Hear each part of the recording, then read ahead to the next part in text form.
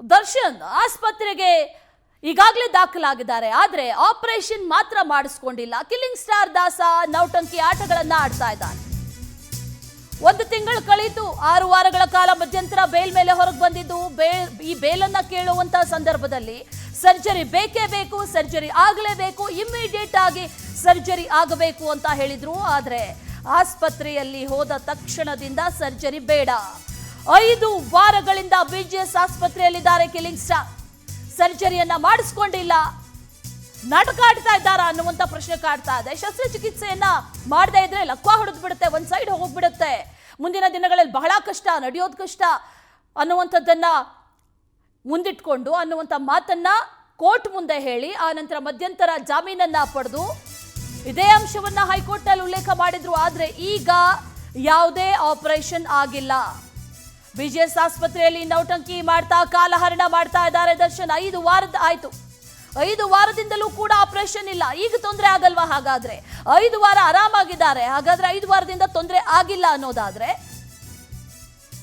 Operation ಮಾಡಿಸ್ಕೊಂಡಿಲ್ಲ ಅಂತಂದ್ರೆ ಹಾಗಾದ್ರೆ ತೊಂದರೆ ಇಲ್ವಾ? ಯಾವ ರೀತಿ ಟ್ರೀಟ್ಮೆಂಟ್ ಕೊಡ್ತಾ ಇದ್ದಾರೆ ಹಾಗಾದ್ರೆ BGS ವೈದ್ಯರು? ಅದ್ರ ಬಗ್ಗೆ ಅಪ್ಡೇಟ್ಸ್ ಇಲ್ಲ. ಆಪರೇಷನ್ ಇಲ್ಲದೆ ಫಿಸಿಯೋಥೆರಪಿಯಲ್ಲೇ ಗುಣ ಆಗುತ್ತಾ? ಹಾಗಾದ್ರೆ ಫಿಸಿಯೋಥೆರಪಿಯಲ್ಲೇ ಗುಣ ಆಗೋದಾಗಿದ್ರೆ ಬೇರೆ ಕಡೆಯಲ್ಲೂ ಮಾಡಿಸ್ಬೋದಿತ್ತಲ್ಲ. ಮಧ್ಯಂತರ ಜಾಮೀನಿನ ಅವಶ್ಯಕತೆ ಇತ್ತ ಅನ್ನುವಂಥ ಪ್ರಶ್ನೆ ಕೂಡ ಕಾಡ್ತಾ ಇದೆ. ಶಸ್ತ್ರಚಿಕಿತ್ಸೆ ಮಾಡಿಲ್ಲ ಅಂತಂದ್ರೆ ಮತ್ತೆ ಜೈಲು ಸೇರ್ಬೇಕಾಗತ್ತೆ. ಜೈಲು ಆಸ್ಪತ್ರೆಯಲ್ಲಿ ಫಿಸಿಯೋಥೆರಪಿ ಮಾಡಿಸ್ಕೊಳ್ಳುವಂತ ಅವಕಾಶ ಕೂಡ ಮಾಡಿಕೊಡಬಹುದು. ಆಸ್ಪತ್ರೆ ಸೇರಿದ್ರೂ ಕೂಡ ಶಸ್ತ್ರಚಿಕಿತ್ಸೆಯನ್ನ ಮಾಡೋದಕ್ಕೆ ನಿರ್ಧಾರವನ್ನ ಮಾಡಿಲ್ಲ. ಮೀನಾಮೇಷ ಎಣಿಸ್ತಾ ಇದ್ದಾರೆ. ಯಾಕೆ ಅನ್ನುವಂಥ ಪ್ರಶ್ನೆ ಸಾಮಾನ್ಯವಾಗಿ ಕಾಡ್ತಾ ಇದೆ. ಈ ಜೈಲಿನಿಂದ ಹೊರಗೆ ಬರೋದಕ್ಕೆ ಅಥವಾ ಹೊರಗೆ ಇರೋದಕ್ಕೆ ಮಾಡಿರುವಂತ ನಾಟಕನ ಇದು ಹಾಗಾದ್ರೆ ಅನ್ನುವಂಥ ಪ್ರಶ್ನೆಯೂ ಕೂಡ ಕಾಡ್ತಾ ಇರೋದು. ಅನೇಕ ಪ್ರಶ್ನೆಗಳಿದೆ, ಅನೇಕ ಅನುಮಾನಗಳಿದೆ. ಅದರ ಮಧ್ಯದಲ್ಲಿ ಈ ಫೋಟೋ ಈಗ ಹೊರಗೆ ಬಂದಿರೋದು, ಆಸ್ಪತ್ರೆಯಲ್ಲಿ ಟ್ರೀಟ್ಮೆಂಟ್ ತಗೊಳ್ತಾ ಇರುವಂಥ ಒಂದು ಫೋಟೋ ಈಗ ಹೊರಗೆ ಬಂದಿರೋದು. ಇಷ್ಟು 5 ವಾರ ಕಳೀತು. 5 ವಾರಗಳ ನಂತರದಲ್ಲಿ ಲಭ್ಯವಾಗಿರುವಂತಹ ಫೋಟೋ. ಈವರೆಗೂ ಕೂಡ ಯಾವುದೇ ರೀತಿಯ ಮಾಹಿತಿಯನ್ನು ಕೂಡ ಕುಟುಂಬ ಬಿಟ್ಕೊಟ್ಟಿಲ್ಲ. ಆಪರೇಷನ್ ಯಾವಾಗ, ಯಾವ ರೀತಿಯ ಆಪರೇಷನ್, ಏನಾಗಿದೆ, ಈಗ ಕೊಡ್ತಾ ಇರುವಂತಹ ಟ್ರೀಟ್ಮೆಂಟ್ ಏನು, ಕೇವಲ ಫಿಸಿಯೋಥೆರಪಿ ಸಾಕಾ, ಇದ್ಯಾವುದು ಹೇಳಿಲ್ಲ. ಏಕಾಏಕಿ ಫೋಟೋ ರಿಲೀಸ್ ಮಾಡಿದ್ದಾರೆ. ಇದರ ರಹಸ್ಯ ಏನು? ಹಾಗಾದ್ರೆ ಆಸ್ಪತ್ರೆಯಲ್ಲಿರುವಂತಹ ಫೋಟೋವನ್ನ ವೈರಲ್ ಮಾಡಿದ್ಯಾಕೆ? ಹಾಗಾದ್ರೆ ಆಸ್ಪತ್ರೆಯಲ್ಲೇ ಚಿಕಿತ್ಸೆಯನ್ನ ಪಡಿತಾ ಇದ್ದಾರೆ, ಬೇರೆಲ್ಲೂ ಹೋಗಿಲ್ಲ, ಹೊರಗಡೆ ಹೋಗಿಲ್ಲ. ಮಧ್ಯಂತರ ಬೇಲ್ ತಗೊಂಡು ಆಸ್ಪತ್ರೆಯಲ್ಲೇ ಇದ್ದಾರೆ ಅನ್ನೋದನ್ನ ಪ್ರೂವ್ ಮಾಡೋದಕ್ಕೆ, ತೋರಿಸೋದಕ್ಕೆ, ಕೋರ್ಟ್ ಮುಂದೆ ಅದನ್ನ ಸಾಬೀತುಪಡಿಸೋದಕ್ಕೆ ಹಾಗಾದ್ರೆ ಮಾಡ್ತಾ ಇರುವಂತಹ ನಾಟಕವಾ ಇದು ಅನ್ನುವಂಥ ಪ್ರಶ್ನೆ ಕೂಡ ಕಾಡ್ತಾ ಇದೆ. ನಾಳೆ ರೆಗ್ಯುಲರ್ ಬೇಲ್ ಅರ್ಜಿ ವಿಚಾರಣೆ ನಡೆಯಲಿದೆ. ನಾಳೆ ಇನ್ನೇನು ಬೇಲ್ ಅರ್ಜಿ ವಿಚಾರಣೆ ನಡೆಯುತ್ತೆ ಅನ್ನುವಂಥ ನಿಟ್ಟಿನಲ್ಲಿ ಈಗ ವೈರಲ್ ಆಗ್ತಾ ಇರುವಂಥ ಅಥವಾ ಹೊರಗೆ ಬಂದಿರುವಂಥ ಫೋಟೋ ಇದು. ಬೇಕು ಅಂತಾನೆ ಆಸ್ಪತ್ರೆಯಿಂದ ಇರುವಂಥ ಒಂದು ಫೋಟೋವನ್ನು ರಿಲೀಸ್ ಮಾಡಿದ ರೀತಿಯಲ್ಲಿ ಇದೆ. ರೆಗ್ಯುಲರ್ ಬೇಲ್ ಸಿಗುತ್ತಾ ಅಥವಾ ಜೈಲುವಾಸ ಫಿಕ್ಸ್ ಆಗುತ್ತಾ ಅನ್ನುವಂಥದ್ದು ನಾಳೆ ನಿರ್ಧಾರ ಆಗುತ್ತೆ. ಮತ್ತಷ್ಟು ಡೀಟೇಲ್ಸ್ ಅನ್ನ ನೀಡ್ತಾರೆ ನಮ್ಮ ಪ್ರತಿನಿಧಿ ವೆಂಕಟೇಶ್. ನೇರ ಸಂಪರ್ಕದಲ್ಲಿ ಜಾಯ್ನ್ ಆಗ್ತಾ ಇದ್ದಾರೆ. ವೆಂಕಟೇಶ್, ಈ ದರ್ಶನ್ ವಿಚಾರದಲ್ಲಿ ಸಾಕಷ್ಟು ಅನುಮಾನಗಳು, ಸಾಕಷ್ಟು ಪ್ರಶ್ನೆಗಳು ಮಧ್ಯಂತರ ಬೇಲ್ ಪಡೆದ ದಿನದಿಂದಲೂ ಕೂಡ ಕಾಡ್ತಾ ಇದೆ. ಇಮಿಡಿಯೇಟ್ ಆಗಿ ಇನ್ನೇನು ಸರ್ಜರಿ ಆಗ್ಬಿಡುತ್ತೆ, ನೆಕ್ಸ್ಟ್ ಡೇ ರಿಪೋರ್ಟ್ ಬಂದ್ಬಿಡುತ್ತೆ ಅನ್ನುವಂಥದ್ದಿತ್ತು. ಆದರೆ ಆ ರೀತಿಯಾಗಿ ಆಗಲಿಲ್ಲ ಅಂದ್ಕೊಂಡಂತೆ. ಈಗಲೂ ಕೂಡ ಆಪರೇಷನ್ ಮಾಡಿಸೋದಕ್ಕೆ ಮೀನಾಮೇಷ ಎಣಿಸ್ತಾ ಇದ್ದಾರೆ. ಅಂದರೆ ಆಪರೇಷನ್ ಯಾವ್ದು ಮಾಡಬೇಕಂತಲೇ ಡೌಟಾ ಅಥವಾ ಈ ಫೋಟೋ ರಿಲೀಸ್ ಮಾಡಿರೋ ಹಿಂದಿನ ಸೀಕ್ರೆಟ್ಸ್ ಏನು ಅನ್ನುವಂಥ ಸಾಕಷ್ಟು ಪ್ರಶ್ನೆಗಳು ಕೂಡ ಕಾಡ್ತಾ ಇದೆ. ಅದರ ಜೊತೆಲಿ ನಾಳೆ ರೆಗ್ಯುಲರ್ ಬೇಲ್ ಅರ್ಜಿ ವಿಚಾರಣೆ ಕೂಡ ಇದೆ. ಏನಾಗಬಹುದು ದರ್ಶನ್ ಭವಿಷ್ಯ ಅನ್ನುವಂಥ ಪ್ರಶ್ನೆ ವೆಂಕಟೇಶ್.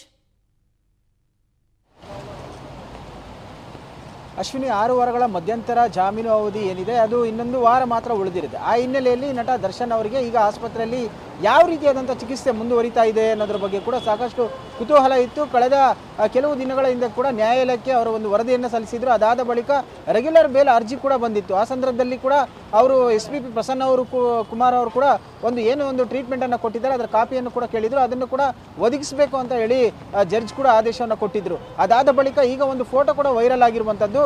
ಈ ಫೋಟೋವನ್ನು ಬಿಟ್ಟಿರುವ ಉದ್ದೇಶ ಸಾಕಷ್ಟು ಅನುಮಾನಕ್ಕೆ ಎಡೆ ಮಾಡಿಕೊಡ್ತಾ ಇದೆ. ಯಾಕಂದರೆ ಇಷ್ಟು ದಿನಗಳ ಕಾಲ ನಟ ದರ್ಶನ್ ಅವರು ಹೇಗಿದ್ದಾರೆ, ಅವರ ಆರೋಗ್ಯ ಸ್ಥಿತಿ ಹೇಗಿದೆ ಅನ್ನೋದ್ರ ಬಗ್ಗೆ ಯಾವುದೇ ರೀತಿಯಾದಂಥ ಮಾಹಿತಿಯನ್ನು ಕೂಡ ಕೊಟ್ಟಿದ್ದಿಲ್ಲ. ವೈದ್ಯರು ಕೂಡ ಕೇವಲ 48 ಗಂಟೆಗಳಲ್ಲಿ ಒಂದು ರಿಪೋರ್ಟ್ ಬರುತ್ತೆ. ಅದಾದಮೇಲೆ ಅವರು ಒಂದು ಆಪರೇಷನ್ ಮಾಡಿಸ್ಬೇಕಾ ಏನು ಅನ್ನೋದ್ರ ಬಗ್ಗೆ ಅವ್ರ ಕುಟುಂಬಸ್ಥರ ಜೊತೆ ಚರ್ಚೆ ಮಾಡಿ ಆನಂತರ ಅವರ ರೋಗಿ ಜೊತೆ ಚರ್ಚೆ ಮಾಡ್ತೀವಿ, ಅವರು ಒಪ್ಕೊಂಡ್ರೆ ನಾವು ಆಪರೇಷನನ್ನು ಮಾಡ್ತೀವಿ, ಫಿಸಿಯೋಥೆರಪಿನೇ ಅಂತಿಮ ಅಲ್ಲ ಅಂತ ಹೇಳಿ ಕೂಡ ಹೇಳಿದರು.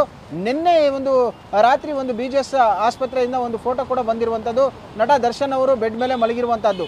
ಈ ಫೋಟೋವನ್ನು ನೋಡ್ತಾ ಇದ್ದರೆ ಏನು ನ್ಯಾಯಾಲಯಕ್ಕೆ ಒಂದು ಸಂದೇಶವನ್ನು ಕಳಿಸುವಂತಹ ಒಂದು ಸೂಚನೆಗಳು ಕೂಡ ಸಿಗ್ತಾ ಇದೆ. ಯಾಕಂದರೆ ನಟ ದರ್ಶನ್ ಅವರು ಇಷ್ಟು ದಿನಗಳ ಕಾಲ ಆಸ್ಪತ್ರೆಯಲ್ಲೇ ಇದ್ದಾರೆ, ಎಲ್ಲೂ ಹೊರಗಡೆ ಹೋಗಿಲ್ಲ, ಫಿಸಿಯೋಥೆರಪಿಯನ್ನು ಮಾಡ್ತಾ ಇದ್ದಾರೆ. ಪ್ರತಿದಿನ ಕೂಡ 2-3 ಗಂಟೆಗಳ ಕಾಲ ಫಿಸಿಯೋಥೆರಪಿಯನ್ನು ಮಾಡ್ತಾ ಇದ್ದಾರೆ. ವೈದ್ಯರು ಕೂಡ ಸೂಚಿಸಿದ್ದಾರೆ. ಹಾಗಾಗಿ ಈ ಫಿಸಿಯೋಥೆರಪಿ ಆದ ನಂತರ ಆಪರೇಷನ್ ಮಾಡಬಹುದು.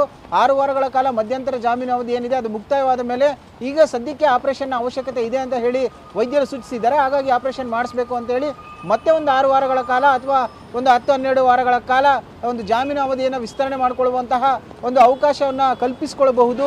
ಮತ್ತು ಆ ರೀತಿಯಾದಂಥ ಪ್ಲಾನನ್ನು ಇರಬಹುದು ಅನ್ನುವಂಥ ಹಿನ್ನೆಲೆಯಲ್ಲಿ ಆ ಒಂದು ಫೋಟೋವನ್ನು ಕೂಡ ಈಗ ವೈರಲ್ ಮಾಡಿರುವಂಥದ್ದು. ನಾಳೆ ಕೂಡ ಏನು ರೆಗ್ಯುಲರ್ ಬೇಲ್ ಅರ್ಜಿ ಏನಿದೆ ಅದು ವಿಚಾರಣೆಗೆ ಬರುತ್ತೆ. ಆ ಸಂದರ್ಭದಲ್ಲಿ ಇದೇ ಒಂದು ಫೋಟೋವನ್ನು ತೋರಿಸಿ ಸದ್ಯಕ್ಕೆ ದರ್ಶನ್ ಅವರ ಸ್ಥಿತಿ ಗಂಭೀರವಾಗಿದೆ, ಅವರು ಎದ್ದು ಓಡಾಡಲಿಕ್ಕೂ ಆಗ್ತಾ ಇಲ್ಲ, ಮಲಗಿದ್ದಾರೆ. ಪ್ರತಿನಿತ್ಯ ಕೂಡ 2-3 ಗಂಟೆಗಳ ಕಾಲ ಒಂದು ಫಿಸಿಯೋಥೆರಪಿಯನ್ನು ಮಾಡಲಾಗ್ತಾ ಇದೆ. ಹಾಗಾಗಿ ವೈದ್ಯರ ಸೂಚನೆಯಂತೆ ಕೂಡ ಇಲ್ಲಿ ದರ್ಶನ್ಗೆ ಟ್ರೀಟ್ಮೆಂಟ್ ನಡೀತಾ ಇದೆ. ಹಾಗಾಗಿ ಈ ಮಧ್ಯಂತರ ಜಾಮೀನ ಅವಧಿ ಏನಿದೆ ಅದರೊಳಗಡೆ ಅವರಿಗೆ ಟ್ರೀಟ್ಮೆಂಟ್ ಕಂಪ್ಲೀಟ್ ಆಗೋದಿಲ್ಲ. ಹಾಗಾಗಿ ರೆಗ್ಯುಲರ್ ಬೇಲನ್ನು ಕೊಡಬೇಕು ಅಂತ ಹೇಳಿ ಕೂಡ ಮನವಿ ಮಾಡಿಕೊಳ್ಳುವ ಸಾಧ್ಯತೆ ಇರುವಂಥದ್ದು. Ashwini. Okay Venkatesh, thank you ಡೀಟೇಲ್ಸ್ಗೆ.